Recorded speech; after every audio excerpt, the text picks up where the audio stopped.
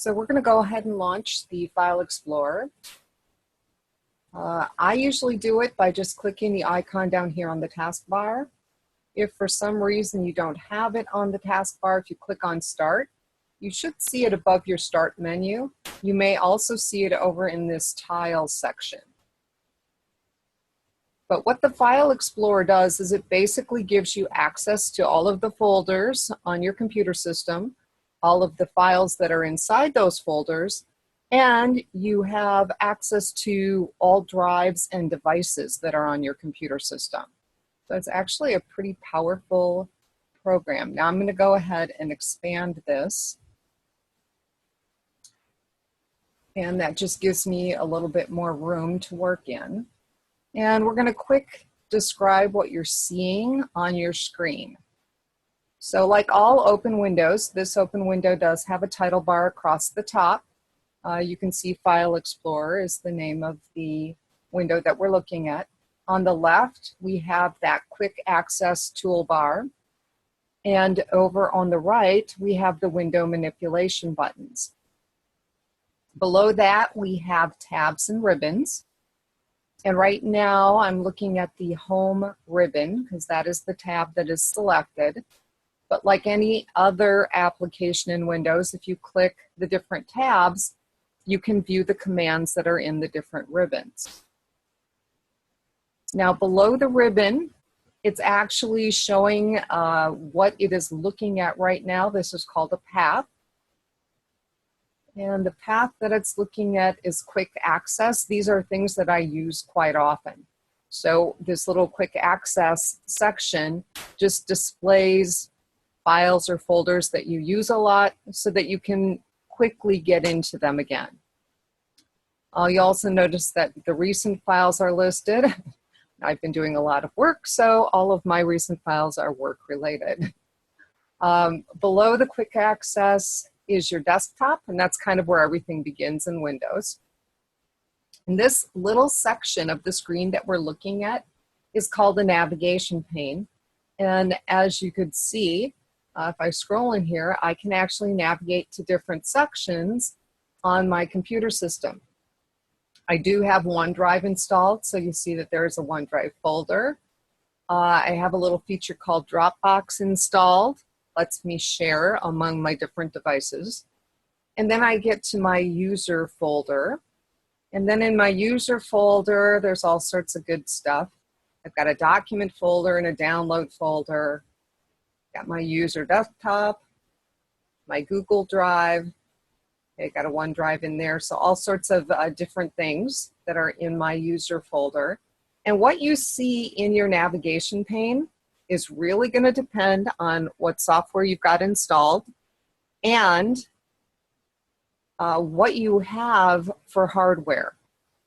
I have quite a few hard drives, so when you come down and you look, obviously I have a C drive, everybody should have one, and I also have a DVD drive, but then I've got jump drives plugged in and I've got external hard drives.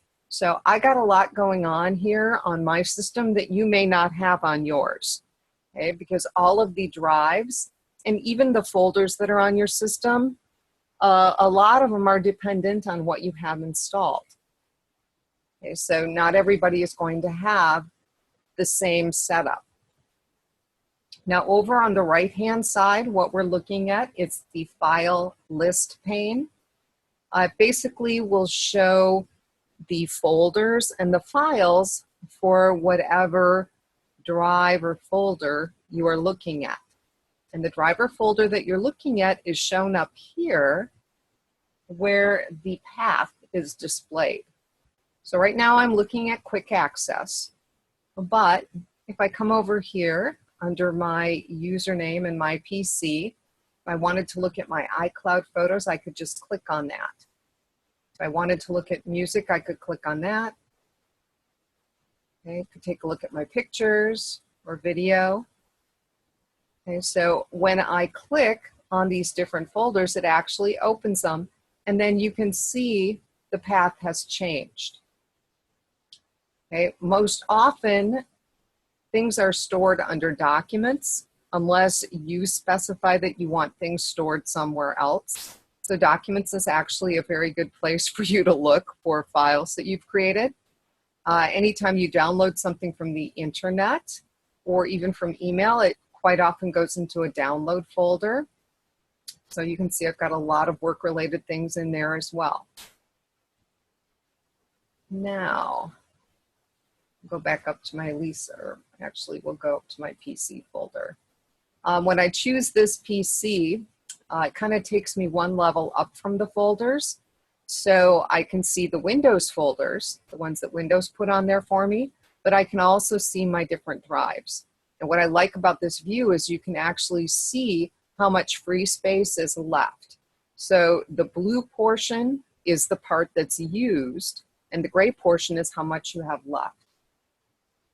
And that's actually kind of valuable to know. Now, as far as what the book wants you to take a look at, they do want you to look at the program file folder. Now, this is under your C drive. I'm going to go ahead and click the little arrow here in my navigation pane. This is going to expand the C drive and show me what's inside. Okay, now, expanding drives by clicking on the arrow does not change what you see over in your list pane. Okay, clicking on the arrow either expands or it collapses. So it either shows or it hides. So we're going to expand C, and they want us to take a look at program files. So I'm going to go ahead and open that. And when you install software, it installs itself into the program file folder. And my newer programs are going to install themselves in program files. This x86 has some of my older programs in it. Okay, so my newer stuff is going to be up here. And they do want you to pay attention to how your address pane, your path changes as you open different files and folders. And I should show you how to get back, because once you start opening things, you can actually get yourself several levels down. So I'm going to go ahead, we'll open up Microsoft Games. You can see that now I'm several levels down. We'll open up that one. So what I'm looking at up here in the path is I'm on my own PC. I'm looking at Drive C. Program files, Microsoft Games, and Mahjong are all folders. I can back out of these folders either by clicking my back arrow or by clicking a different folder. And I can actually go all the way back up to C just by clicking that. Okay, that backs me up several levels. So when I'm navigating in here, what I normally do if I need to go somewhere else is I either click where I want to go up on the address bar, or I will use my navigation scroll box and select what I want to go to from the navigation pane. Now they would like us to connect a USB flash drive or a jump drive, same thing. And I do happen to have one that's connected. Got a lot of junk on it. But if I select it, you can see what's on that drive. Just a lot of really good stuff. Okay, so I'm going to go ahead and go back to my PC. But when you do plug those in, they are going to display, but the name they display under is going to be different. Sometimes it'll say removable disks. Sometimes it'll say the name of the drive, like mine. It's a Lexar drive. That's what it's showing. So you do kind of have to hunt around for them a little bit. Hopefully you know what the size of yours is, because that does make it a little bit easier to find. Now, some drives do require that you kind of eject the drive. So if I right click and choose eject, that allows me to pull it out without damaging anything.